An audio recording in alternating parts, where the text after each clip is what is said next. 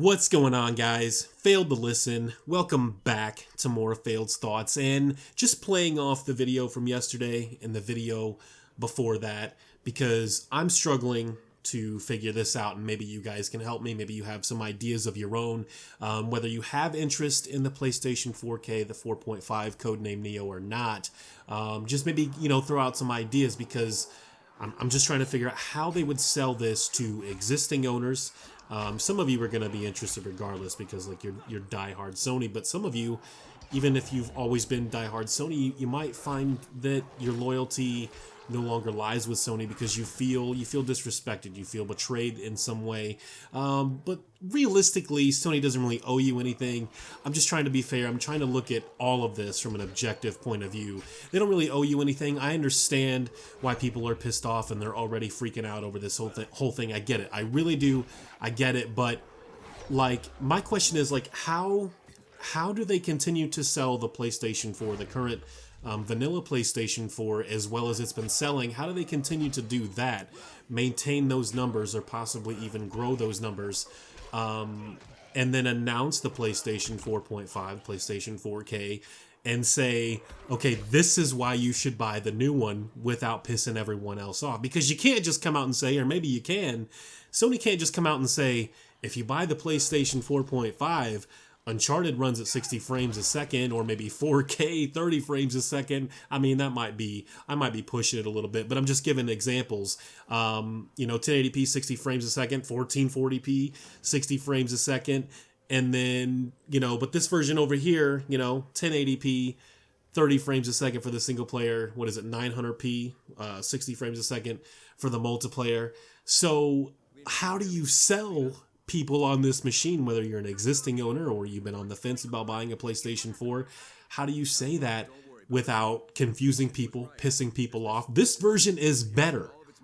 So if they don't tell people, right, that the new PlayStation 4 can do this, this, and this, because they know if they say that, they might lose sales up until the point where they can actually release the new PlayStation 4. PlayStation 4 sales may slow down because everyone will just wait. They'll be like, man, why the hell would I buy this vanilla PlayStation 4 when this one is going to do, everything else that this one does, and then some? Now, I know Sony is saying that the PlayStation 4.5, the PlayStation 4K can't, developers are supposed to not include special features, exclusive features, or I probably just, even things like adding more achievements or trophies, things like that. That will not be a thing. At least that's what they're saying now. But my concern is that's just it. That's what Sony is saying now.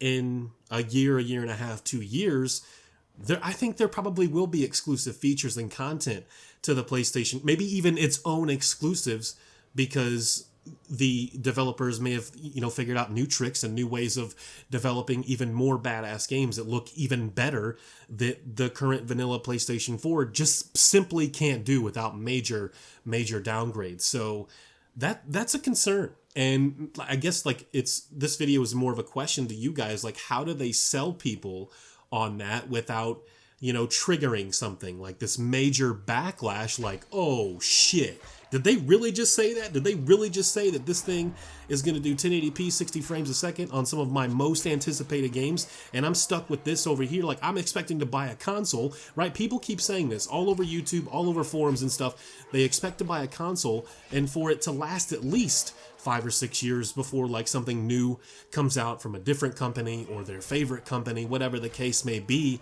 How do you sell the new one without saying the word better? This console is going to do things better, because that just instantly, it's going to trigger so many problems.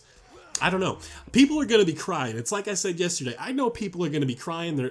A lot of people are already crying.